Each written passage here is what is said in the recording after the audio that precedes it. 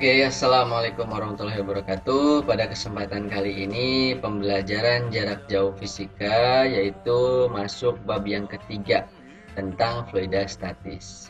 Pada dasarnya pada kurikulum 2006 atau KTSP, fluida statis itu menjadi satu, yaitu mekanika fluida. Jadi mekanika fluida itu dibagi menjadi dua, yaitu ada fluida statis dan fluida dinamis. Namun pada kurikulum 2013 ini dibagi menjadi dua. Fluida statis itu bab yang ketiga, fluida dinamis itu bab yang keempat. Nah, selanjutnya kita akan membahas tentang fluida statis, yang dimana di dalamnya ada tentang massa jenis, tekanan, dan tekanan hidrostatis. Nah, sebelum beberapa hal yang tadi saya sebutkan kita bahas dasarnya terlebih dahulu. Yang pertama itu mengenai pengertian fluidanya itu sendiri, ya. Perlu kalian ketahui bahwa fluida itu zat cair. Maka dari itu di dalam kehidupan sehari-hari ketika kalian menemukan sebuah cairan itu dinamakan dengan fluida atau zat cair. Nah, atau zat yang mudah mengalir dan dapat mengalami perubahan bentuk secara terus-menerus, itu dinamakan dengan fluida. Nah, kita masuk ke pokok bahasannya.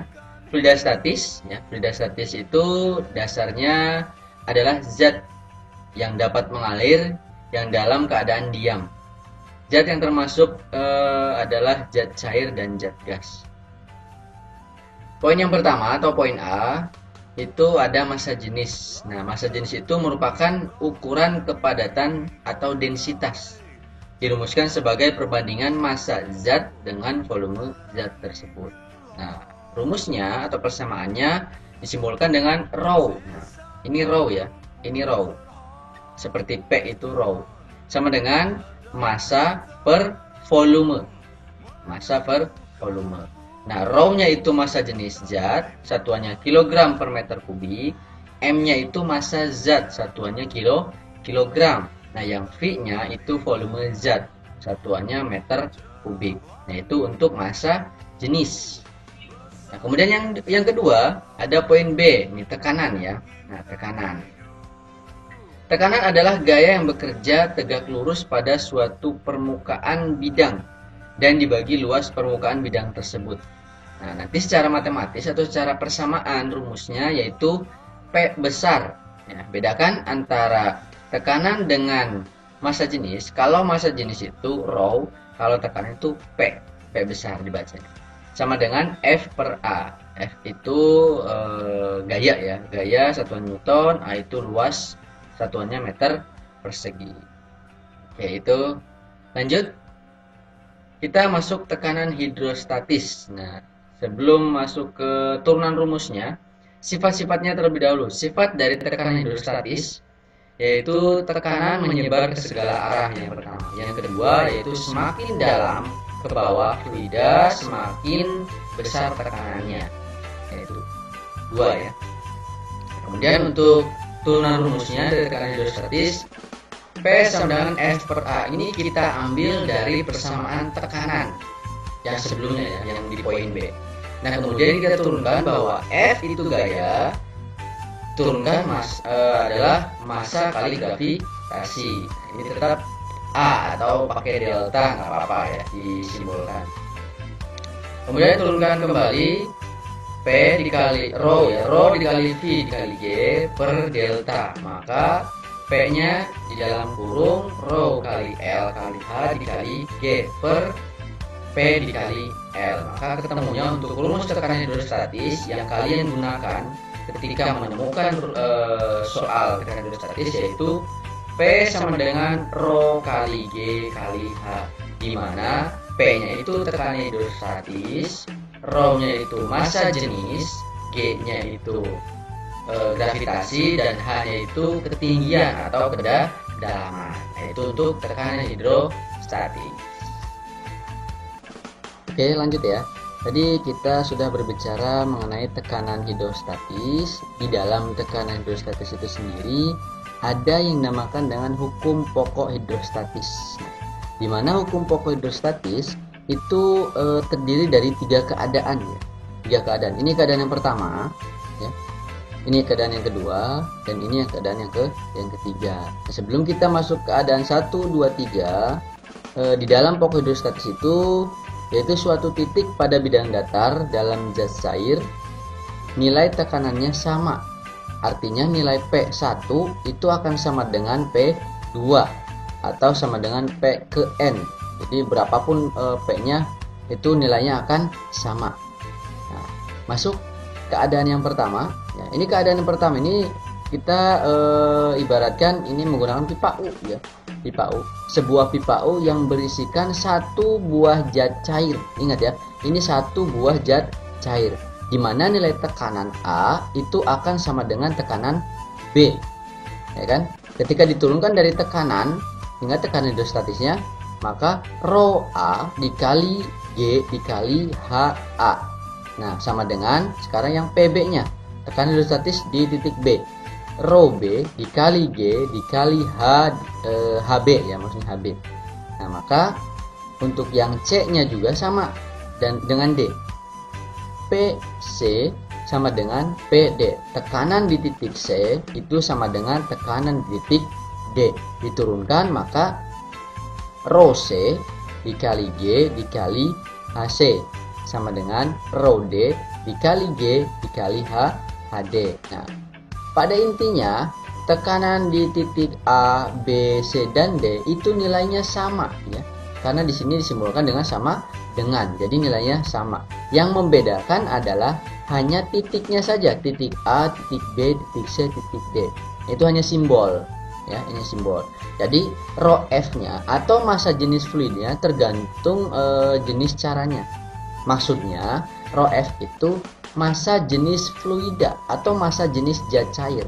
Nanti akan saya beritahukan nilai massa jenis zat cair itu berbeda antara massa jenis zat cair air, kemudian massa jenis minyak, massa jenis alkohol, itu nilainya berbeda-beda. Nah, makanya di sini baru simbol A, B, C, D. Itu yang pertama ya, keadaan yang pertama. Nah, keadaan yang kedua itu ada dua jenis zat cair atau dua jenis fluida yang dicampurkan. Contoh misalkan air dengan minyak, itu kan tidak akan pernah bersatu gitu ya. Nanti airnya di bawah, minyaknya di atas. Nah, ini keadaan yang kedua. Persamaannya ya, persamaan yang dihasilkan yaitu PA atau tekanan hidrostatis di titik A itu tidak akan sama dengan tekanan hidrostatis di titik B. Beda dengan keadaan yang C nih, yang C dengan yang D. Persamaan yang dihasilkan adalah tekanan hidrostatis di titik C itu sama dengan tekanan hidrostatis di titik D. Maka dari itu ketika diturunkan ada nilai P0-nya ya. P0 ditambah rho C dikali G dikali HC sama dengan P0 ditambah rho dikali rho D ya, maaf, rho D dikali G dikali HD. Karena yang bekerja hanya tekanan di titik C dengan tekanan di titik D. Syaratnya sama. Jadi yang untuk PA dengan PB itu tidak sama dengan, makanya tidak diturunkan. Nah, ingat untuk nilai H-nya itu nilai kedalaman zat cair atau ketinggiannya ya, atau ketinggiannya. Jadi yang membedakan adalah HC dengan HD. Nah, itu keadaan yang kedua. Semoga sampai sini paham. Kalau sudah paham, nanti kita lanjut ke keadaan yang ketiga. Nah, ini apabila pipa U berisi 3 jenis zat cair ya, 3 jenis zat cair. Di sini disimbolkan zat cairnya A, B, C. Boleh. Nanti kalau dalam soal mungkin diganti air, alkohol, minyak, kemudian atau yang lainnya ya. Bisa air raksa dan lain-lain yang tidak bersatu. Di sini dihasilkan dari gambar yang ada, PA atau tekanan hidrostatis di titik A ditambah dengan tekanan hidrostatis di titik B itu tidak sama dengan tekanan hidrostatis di titik C.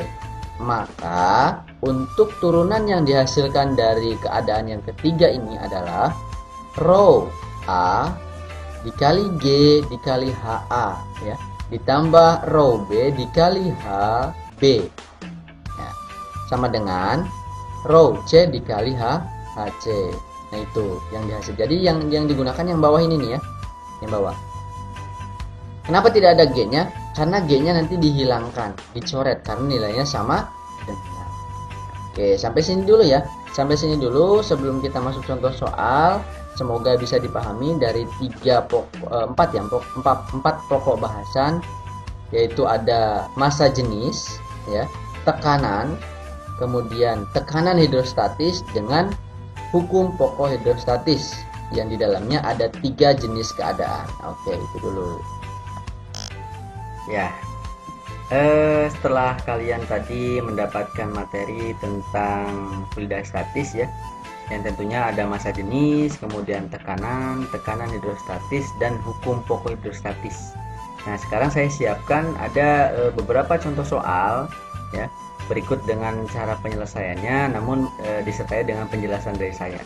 Silakan perhatikan baik-baik. Contoh soal yang pertama, perhatikan gambar berikut. Nah, tugas kalian perhatikan dulu saja gambarnya ya. Ini ada satu buah pipa U, kemudian dengan keterangan jika ketinggian air pada pipa U adalah 40 cm dan ketinggian X 20 cm, tentukan massa jenis fluida X. Nah, pertanyaan pertama, ini termasuk 1, 2, atau 3 jenis zat cair? 1, 2, atau 3 jenis fluida gitu ya. Nah, ini termasuk 2 jenis. Kenapa? Karena di sini disebutkan ketinggian air dengan ketinggian X. Berarti nanti akan ada H air dengan H X. Nah, coba kita masuk ke pembahasannya ya. Pembahasannya di sini. Seperti biasa, langkah-langkahnya diketahui, ditanya, jawab supaya lebih mempermudah kalian dalam penyelesaian. Diketahui H air sebesar 40 cm. Nah, kita ubah ke satuan internasional, dari 40 cm diubah ke meter, maka 0,4 meter. Kemudian ketinggian X, berarti HX, kita simbolkan aja X ya, zat cairnya 20 cm, maka diubah ke dalam meter adalah 0,2 meter. Nah, ini yang tadi saya sampaikan, bahwa massa jenis air itu sudah nilai tetapan atau nilai konstanta ya, konstanta, nilainya 1000 kg per meter kubik. Ini dari mana Pak? Sudah dari sananya ya. Jadi nilai rho air itu tidak bisa diubah, nilainya tetap, yaitu sebesar 1000 kg per meter kubik. Nah, yang dicari tentukan massa jenis fluida X, maka rho ya kan, massa jenis itu kan simbolnya rho X atau rho pada fluida X. Nah, penyelesaiannya untuk soal yang seperti ini, maka karena 2 jenis fluida atau 2 jenis zat cair, maka kalian gunakan persamaan yang kedua ya, tadi di keadaan. Nah, ini yang keadaan yang kedua ini ya, jadi kalian gunakan yang kedua yang ini nih. Oke, kita kembali ke soalnya kayak yang ini ya. Maka rho air dikali H air sama dengan rho X dikali H X. G nya kita hilangkan karena nilainya sama dengan gravitasi di dalam air dengan gravitasi di fluida X itu sama-sama pada zat cair. Jadi nilainya kita hilangkan untuk nilai G nya. Maka dimasukkan nilai rho airnya sebesar 1000. Nah, ini 1000 ya. H airnya sebesar 0,4 dimasukkan sama dengan rho X, di sini harusnya rho X. Mohon maaf, rho X. Ya. Rho X yang kita butuhkan dikali 0,2 nilai HX-nya atau kedalaman atau ketinggian dari fluida X. Oke. Langkah selanjutnya kita dikalikan, ini coret ya. Coret. Yang di yang 1000 itu belakangnya coret, 0,4 nolnya depannya coret, maka 100 dikali 4, makanya hasilnya 400. Nah, rho X dikali 0,2. Turunannya maka rho X nya pindah ruas ya. Rho X sama dengan 400 dibagi 0,2, maka hasilnya 2000 kg per meter kubik. Nah, itu untuk hasil rho X nya atau massa jenis pada fluida X. Oke, itu contoh soal yang pertama ya.